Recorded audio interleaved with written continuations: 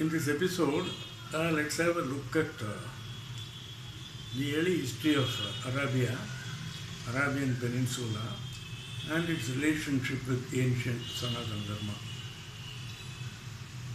However much the present historians would make us believe that there was no religion in pre-prophet days in Arabia, historical facts speak otherwise.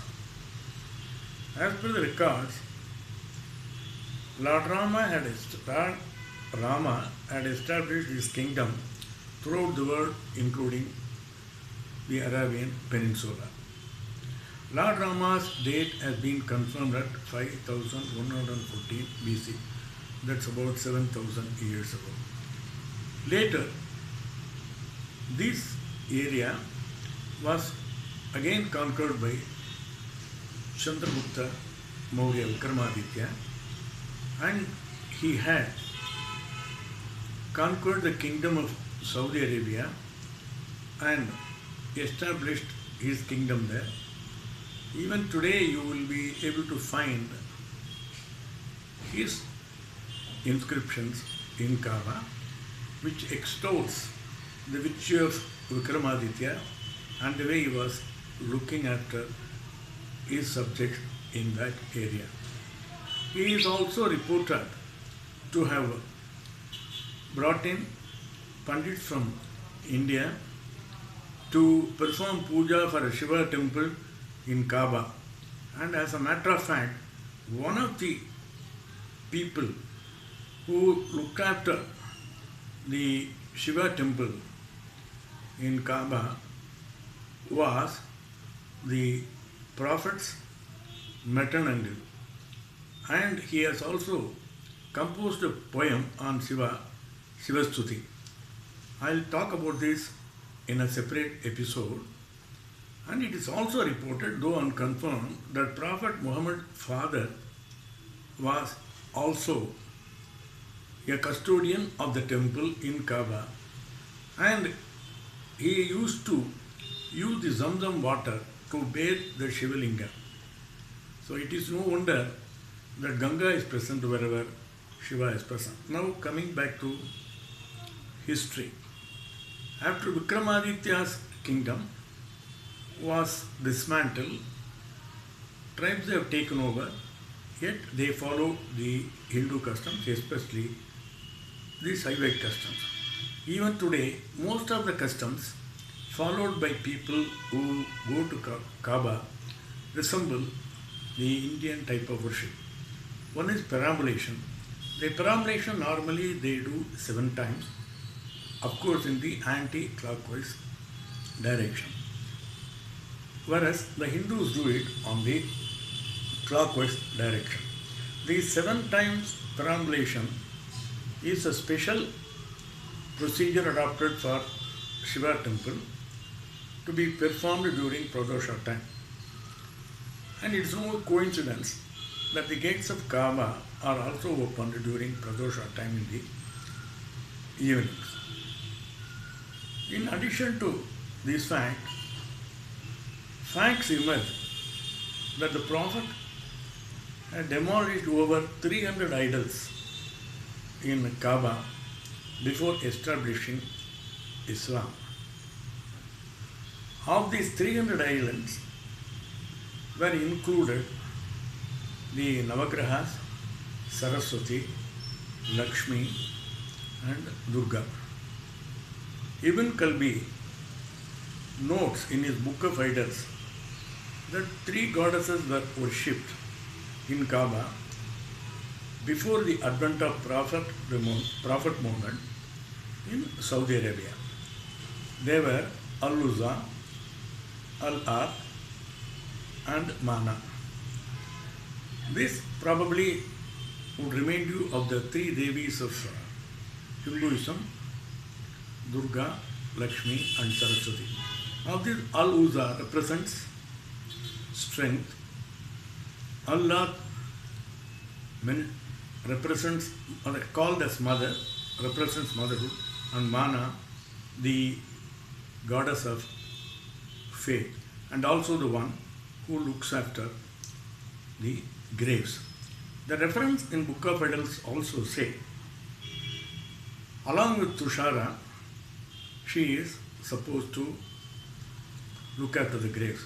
Note the word Tushara, I'll deal with it later. This is a remnant of Sumerian civilization where the three names of Indian kings of Itihasa period are found.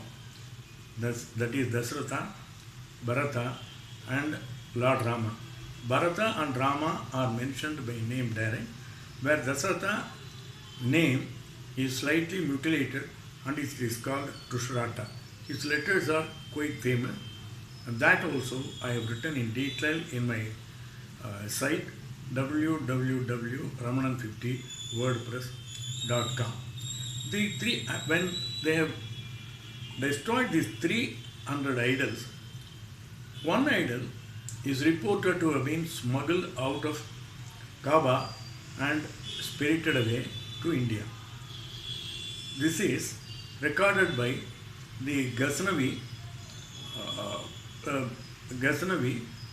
court poet, and also the later poet Gardesi. Farooqi Sistani, who was a courtier and also a poet during the period of Muhammad Ghazni, records the fact that Muhammad Ghazni came to India, invaded India and plundered Somnath. And you would also remember, those who know the history, Muhammad Ghazni has invaded India for over 18 times. In fact, as a matter of fact, he invaded India 18 times and plundered the famous Shiva temple at Somnath, a Jyotirlinga sthala. The belief at that point of time was that one of the idols which was spirited away from Kaaba was kept within a silver shroud, that is Kavacha, and Muhammad Ghazni felt that it has to be spirited away back to Ghazni, and so he broke it into pieces, took them and paved the ground with the pieces of a Juma Masjid in Ghazni. This fact is recorded by Ibn al-Kalbi in his Book of Idylls, and Farooqi Sistani, who was a courtier and a poet in the kingdom of Ghazni, and also by Gardesi. And it is of interest to know that there was a temple erected for these three Devis in a coastal plain. And these three Devis are shown as standing on a lion, which people who know Hinduism will know it is a mount of Lord Durga. And those who know Tamil also, Tamil classical literature, which is over about 5,000 years old, would know that the region which abuts ocean, it belongs to Varuna, and a later period when it got dried up, it became a desert. During the period of Muhammad, it was a desert. So Tamils have described the goddess of desert as Durga. They call this as Kotravai. And there was this practice of paying the poets who sing in praise of the king by way of cash, land, and hefty prices in kind was adopted in Saudi Arabia during pre-Islamic days. This is a unique practice which cannot be found anywhere excepting in the Tamil civilization, which is famous for that. In the early Tamil classics mention of the kings who maintained 3 academies to promote Tamil literature, supported the poets by giving them grants by way of cash, kind, and at times some villages also.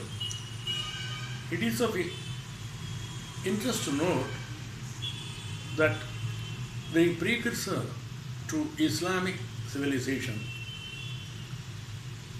can be found in Sumerian civilization, which is traced back to Sanatana Dharma and also the early Tamil culture. The practice of perambulations around Kaaba by the people of the faith today, and the way they perform the pilgrimage by wearing a special type of upper wear, that is in Sanskrit is called Angavastra. It's a special form worn by Hindu Brahmins. It is covered, this is exactly used by people who go to Hajj. And most of all, I'll be in a separate episode showing you a video which shows the linga being present in Kaaba. More to follow on these lines, which explains the presence of Sanatana Dharma throughout the world.